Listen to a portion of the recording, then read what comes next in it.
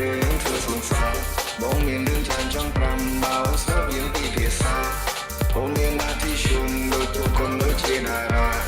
ជួយទៅដល់បងថែមមកបងហៅគេពីម៉ាម៉ារឿងយូរនេះក៏ទេតែគេនឹងធ្វើសង្សារបងមានរឿងច្រើនចង់ប្រាំបើស្ដាប់យើងពីភាសាបងមានหน้าที่ជុំដូចทุกคนដូចជាតារា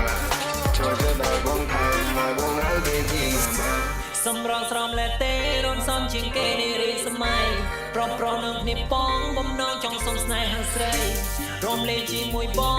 មានចម្រៀងដល់តន្ត្រីបើទីនេះមិនសប្បាយកាយមិនន័យទេឆោមឆាយមកជួនទៅកន្លែងថ្មីសោះត្រង់